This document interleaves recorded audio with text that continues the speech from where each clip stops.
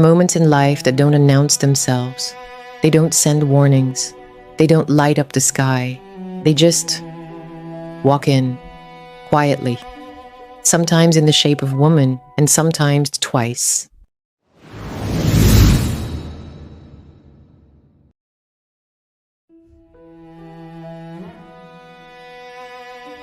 His name was David Mensah. Most people called him Dave. But if you were from his old block, the 1700 stretch of North Monroe Street in West Baltimore, you'd still call him D. The way you call someone by a name that remembers who they were before the world tried to define them. Dave was 26 years old in October of 2008, and by nearly every measure that this country uses to keep score, he had won. The Crestfield Group. He built it from nothing. Not from a family trust, not from a mentor who handed him a Rolodex, from a $400 laptop, a folding table in a studio apartment on Pratt Street in Baltimore, and 4 years of sleeping 4 hours a night.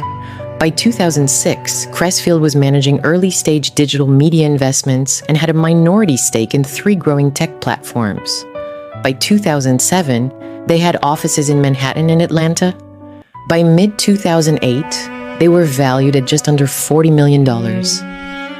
David Mensah, the kid from Monroe Street whose mother ironed other people's uniforms for a living, had built a $40 million company before his 26th birthday, and he was exhausted. He had been with women who found his ambition attractive and his money irresistible. He understood that early. Not with bitterness, just clarity. He'd grown up watching money change people, watching it decide who stayed and who left. And so he kept a wall. A well-decorated, well-spoken wall. The kind of wall that laughed at dinners and disappeared by midnight. For his 26th birthday, he didn't want a dinner. He didn't want a party. He wanted to go somewhere no one knew his name.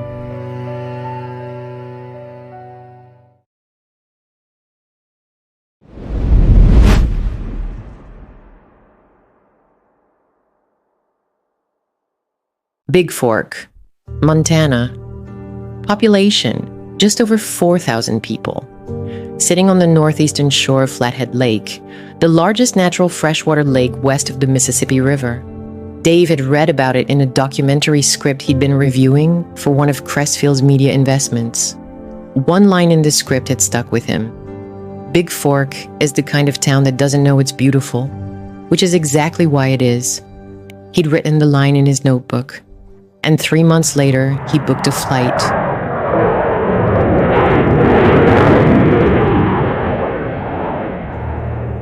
He had made a reservation at Averil's Flathead Lake Lodge, a family-run property right on the water that had been operating since 1945. Real log cabins. No cell signal in some of the rooms. No television, unless you asked. He had specifically asked for neither. When he arrived at the front desk on the evening of October 11th, the woman behind the counter looked up, apologetic before she even opened her mouth. Mr. Mensah, I'm so sorry, we've had a pipe situation in the lakeside cabins. The plumber's still in. Your room won't be ready until tomorrow morning earliest. We've got a courtesy voucher and... It's fine. He wasn't angry. He was just tired. The kind of tired that a delayed hotel room didn't cause. It only revealed. He started walking down Electric Avenue, the main drag through Big Fork's small village, past the art galleries that were already closed for the season, past a couple of locals who nodded at him the way small-town people nod. Not unfriendly, just measured. He needed something warm and somewhere to sit.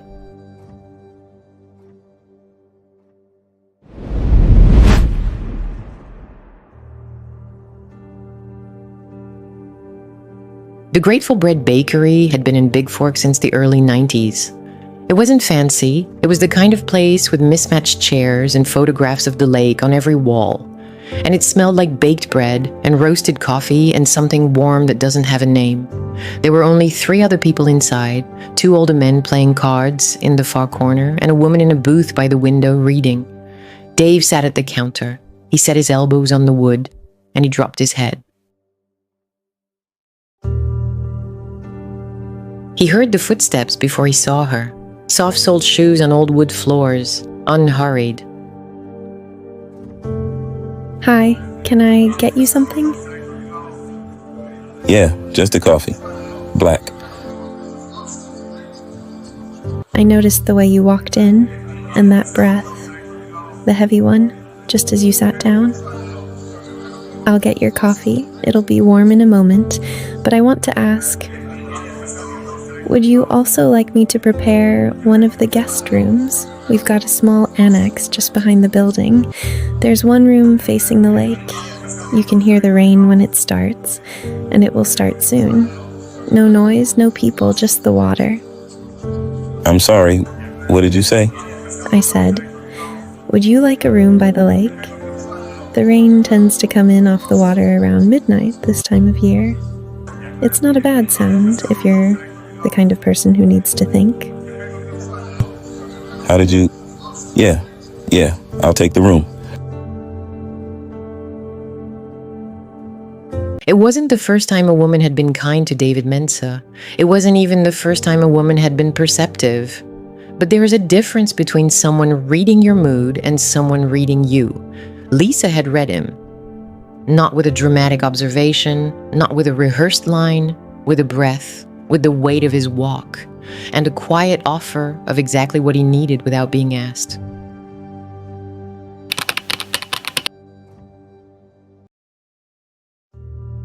He stayed. He canceled his reservation at the Flathead Lake Lodge.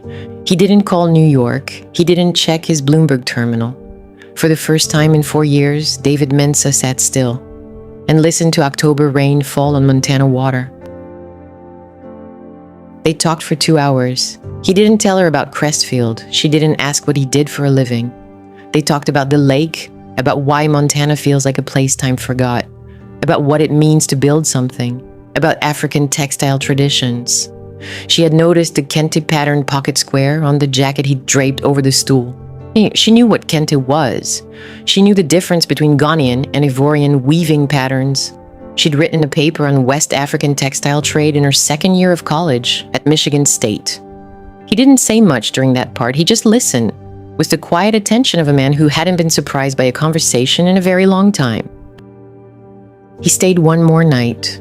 The next morning he woke up, dressed, and walked back to Grateful Bread. The morning light on Flathead Lake was gold. The air smelled like pine and cold water and bread from the kitchen. The bell above the door rang as he walked in. He looked toward the counter. Morning. What can I get you? Is Lisa in today? Oh, Lisa? No, she had to head back to Michigan last night. Family situation. Not sure when she'll be back. Could be a while. He hadn't asked for her number. She hadn't offered it. 2 people, 2 hours of real conversation, and nothing exchanged. Not a business card, not a last name. He told himself that was fine. He drove to Glacier Park International, returned the rental car, and flew back to New York. He told himself he'd forget about it by Thursday. He did not forget about it by Thursday.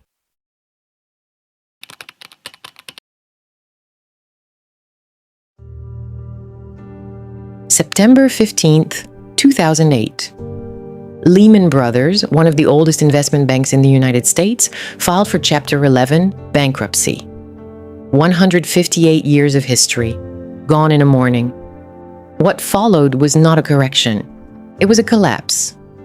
The Dow Jones Industrial Average lost 777 points in a single day, the worst single-day point drop in its history at that time. Credit markets seized, banks stopped lending, and companies like Crestfield Group, whose model depended on both the availability of credit and the confidence of investors, started bleeding. Here is what the public never sees when a company starts to die. It's not dramatic, it's quiet. It's a phone call on a Tuesday afternoon from a man who once shook your hand and called you visionary, and now he needs his money back. It's an email from your CFO with the subject line updated projections, and the projections are revised downward again for the 4th time this month. It's 43 employees across 2 offices who don't know yet that the company they came to work for may not exist in 90 days. And it's you, just sitting in your office at 2 a.m., running the same math over and over, hoping the answer changes. Crestfield's primary revenue stream had been tied to digital advertising placements and early-stage equity stakes in 3 platform companies. 2 of those platforms had frozen all discretionary spending. One had gone into restructuring. The equity stakes, worth nearly $11 million on paper in June, were now worth less than $2 million in a market where no one was buying. His credit lines had been pulled in August when the banks started protecting themselves. He owed $2.3 million in outstanding vendor contracts, lease obligations across 2 office spaces, and 4 months of deferred payroll for 17 employees. He had been deferring his own salary since July. He had not told his mother. He had not told anyone. Listen, Marcus, I understand that, but we have a Q1 position that will recover if you can give us 60 days. Marcus, listen to me. The fundamentals of the business haven't changed. What changed is the market. I'm not asking you to throw good money. I'm asking you to give me the time we agreed on. Yeah. All right. 3 months of this, 3 months of calls that ended with silence, 3 months of watching the account balances, 3 months of restructuring plans that fell apart before the ink dried. He was not a man who asked for help easily. He had been raised to solve his own problems. His mother had not raised a man who knocked on doors. But in the last week of January 2009, David Mensah did something he hadn't done since he was 19 years old. He picked up the phone and called Lawrence Okafor, his oldest friend, Larry.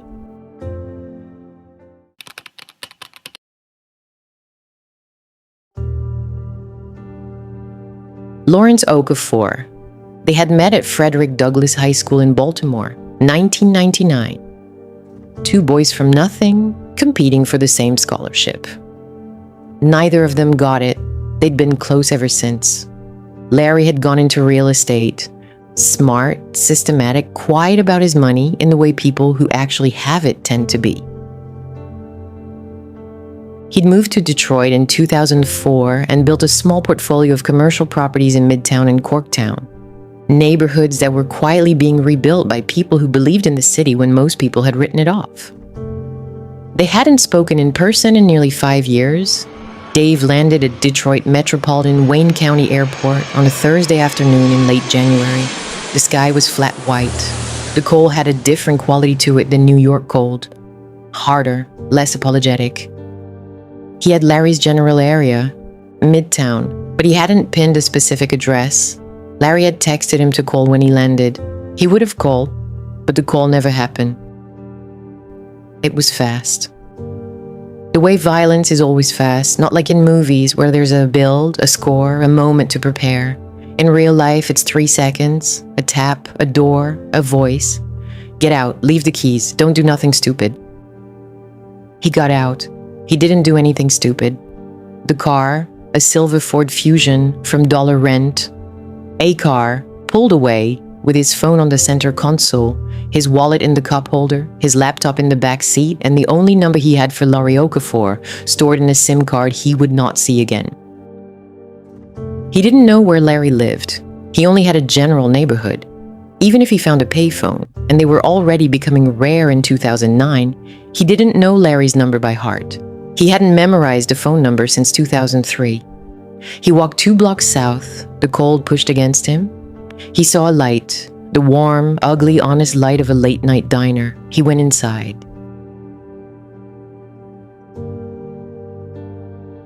He was not a man who showed vulnerability easily. But there is a version of exhaustion that wins, that overrides the training, that says not here, not tonight, not anymore. He had come to Detroit to borrow money from his oldest friend to save the company he'd built from nothing.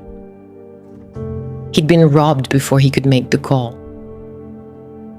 He was sitting in a diner with $63 and no way home.